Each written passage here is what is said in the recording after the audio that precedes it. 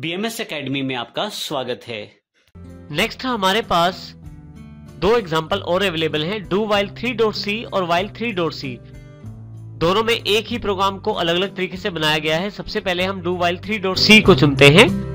यदि आपके पास कोई ऐसी टास्क है जिसको आप बार बार रिपीट करना चाहते हैं, परंतु आपको ये जानकारी नहीं है कि आपको वो टास्क कितनी बार रिपीट करना है, जैसे अभी तक हमने जो प्रोग्राम किए थे उन सब में हमें ये जानकारी होती है कि हमें वो टास्क कितनी बार करना है, 10 बार काउंटर प्रिंट करना है या 5 बार हेलो प्रिंट करना है या 50 बार हेलो प्रिंट करना है। परंतु इन एग्जांपल्स में हमें ये जानकारी नहीं है कि हमें कोई टास्क कितनी बार करनी है। ऐसी टास्क के लिए हम इस प्रोग्राम को प्रयोग कर सकते हैं। देखिए हमारे पास वर्ड मेन है, वर्ड मेन का ब्लॉक ओपन किया है, सबसे लास्ट में उसे क्लोज किया गया है। इसके लिए हमने 3 वेरिएबल लिए हैं, A, B और C। एक कैरेक्टर लिया है चॉइस, सबसे पहले स्क्रीन को क्लियर किया गया है और डू वाइल लूप का ब्लॉक क्रिएट किया गया है। डू वाइल में यदि आप देखें तो हम 2 नंबर एंटर करते हैं, हम उन दोनों नंबर्स को जोड़ेंगे और उनका आउटपुट प्रिंट करवाएंगे और जब तक यूजर चाहेगा बार बार हम उनसे नंबर 2 पूछेंगे, फिर से जोड़ेंगे, फिर से दिखाएंगे। जब तक यूजर Y प्रिंट करता रहेगा, यस प्रिंट करता रहेगा, तब तक हमारे पास ये लूप चलती रहेगी। परंतु जैसे ही वो Y के अलावा कुछ और प्रिंट करता है तो ये लूप क्लोज हो जाएगी। इस लूप को जनरेट करने के लिए हमने चॉइस वेरिएबल लिया है जो कि कैरेक्टर डेटा टाइप का है। अब यदि आप इस लूप को ध्यान से देखें तो डू से ये लूप स्टार्ट है, वाइल तक जाती है। यहाँ कंडीशन तब तक ट्रू रहती है जब तक चॉइस Y के बराबर रहता है। यदि चॉइस में Y के अलावा कुछ और स्टोर किया जाता है ये लूप खत्म हो जाती है। यहाँ पे हम देखते हैं कि यहाँ पे देखिए इस प्रोग्राम में डू से स्टार्ट किया गया है। सबसे पहले 2 नंबर लिए गए हैं, उन दोनों को जोड़ के उनका प्रिंट आउट दिखाया गया है। क्या यूजर दोबारा ये टास्क करना चाहता है? इसके लिए फिर से एक बार स्कैनएफ लगाया गया है जो इस लूप का सबसे इंपॉर्टेंट पार्ट है। और जो स्कैनएफ के जरिए यूजर से चॉइस ली जा रही है वो Y या N के रूप में ली जा रही है। यदि यूजर Y प्रेस करता है, हमारा वेरिएबल कैरेक्टर है, उसको स्कैनएफ के द्वारा चॉइस में स्टोर किया जाएगा और यदि चॉइस में Y आता है तो ये लूप फिर से चलेगी और जब तक Y यूजर देगा तब तक ये लूप चलती रहेगी।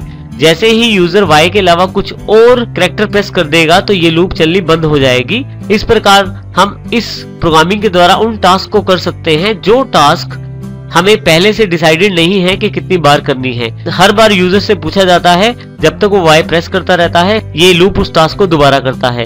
परंतु जैसे ही वो Y नहीं देकर कोई और कैरेक्टर प्रेस करता है तो ये लूप बंद हो जाती है। इसी प्रकार से यदि आप वाइल में भी देखें तो सेम कॉन्सेप्ट है, लेकिन इसमें थोड़ा सा चेंज किया गया है। जो कंडीशनल पार्ट है वो ऊपर लगाया गया है और फाइनली यहाँ पे लूप को क्लोज किया गया है। जो इंटरनल ब्लॉक की जो स्टेटमेंट्स हैं वो दोनों की बिल्कुल सेम है यहाँ पे। अब हम इसको चला के देखते हैं प्रोग्राम को, डू वाइल 3.c को। यहाँ पे देखिए इस प्रोग्राम में डू वाइल 3.c का जो प्रोग्राम है इसमें हमने यहाँ पे 3 वेरिएबल लिए हैं, A, B, C, जिसमें हमने डू ब्लॉक के अंतर्गत दोनों वेरिएबल्स A और B को स्कैनएफ के द्वारा वैल्यू दे दी है। उन दोनों को जोड़ के C में आउटपुट ट्रांसफर कर दिया है और C को प्रिंट करवा दिया है। जो हमारे पास मुख्य 2 पॉइंट हैं वो ये लाइनों के साथ हैं। हम बार बार यूजर को ये मैसेज देंगे कि क्या वो कंटिन्यू करना चाहता है। यदि वो यस करेगा, Y प्रेस करेगा तो कंटिन्यू रहेगा, अन्यथा वो कंटिन्यू नहीं रहेगा। और यदि वो Y प्रेस करता है तो स्कैनएफ के जरिए चॉइस में उसके ऑप्शन को सेव किया जाएगा और फाइनली चेक किया जाएगा लूप में कि क्या वो चॉइस Y के बराबर है। यदि है तो लूप फिर से शुरू हो जाएगी, अन्यथा लूप खत्म हो जाएगी या बंद हो जाएगी। हम कंट्रोल F9 करके देखते हैं। सबसे पहले पूछा जाता है कि 2 नंबर आप एंटर करें। मैं यहाँ 2 नंबर एंटर कर देता हूँ। देखिए टोटल मेरे पास अवेलेबल हो गया है। फिर से पूछा जा रहा है क्या आप कंटिन्यू करना चाहते हैं। मैं Y प्रेस कर देता हूँ, एंटर कर देता हूँ। देखिए फिर से मेरे पास 2 नंबर पूछे जा रहे हैं। आउटपुट भी मेरे पास अवेलेबल हो गया है। फिर से पूछा जा रहा है क्या आप आगे कंटिन्यू करना चाहते हैं, लेकिन अब की बार मैं कंटिन्यू नहीं करना चाहता। मैं N प्रेस कर देता हूँ और एंटर कर देता हूँ। तो देखिए मैं फिर से प्रोग्राम में वापस आ जाता हूँ। इसका अर्थ ये हुआ कि इस प्रकार मैं यूजर के इच्छा अनुसार, यूजर की रिक्वायरमेंट के अनुसार इस प्रोग्राम के फ्लो को कंट्रोल कर सकता हूं। जब तक यूजर चाहेगा तब तक ये लूप उसके कार्य को रिपीट करेगी और जब यूजर चाहेगा इस काम को, इस लूप को बंद करना तो वो अपनी ऑप्शन देकर उसे बंद कर सकता है। इस प्रकार ये लूप कैरेक्टर के साथ हम प्रयोग कर सकते हैं। डू वाइल और बाकी अन्य लूप्स, फॉर लूप और वाइल लूप में थोड़ा सा अंतर है। डू वाइल जो लूप होती है वो कंडीशन को सबसे लास्ट में चेक करती है। इसका अर्थ ये है कि यदि आपकी कंडीशन ट्रू हो या फॉल्स हो, एक बार वो लूप जरूर चलती है, जबकि फॉर लूप या वाइल लूप कंडीशन फॉल्स होने की स्थिति में बिल्कुल भी एग्जीक्यूट नहीं होते। तो इस प्रकार से दोनों में थोड़ा सा अंतर है।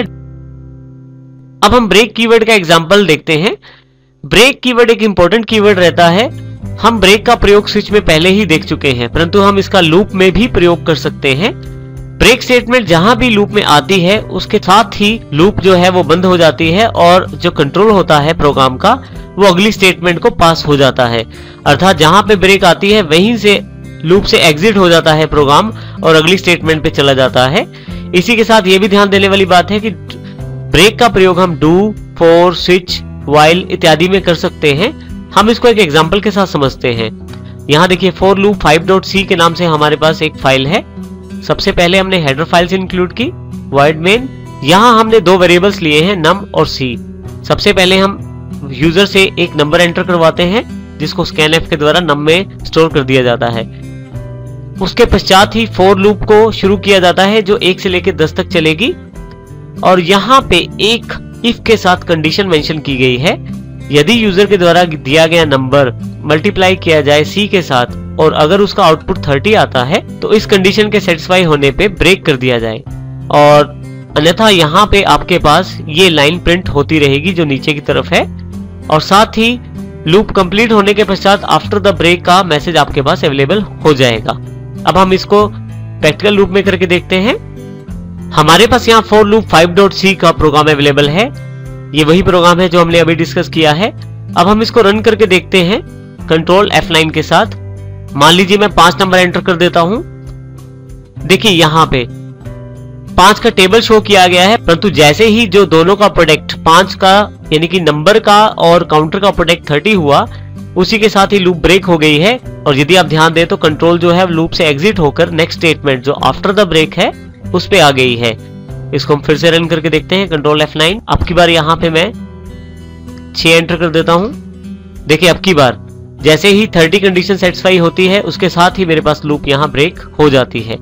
इस प्रकार आप कंडीशंस के आधार पे अपनी लूप को ब्रेक कर सकते हैं और उसके लिए आप ब्रेक कीवर्ड का इस्तेमाल कर सकते हैं।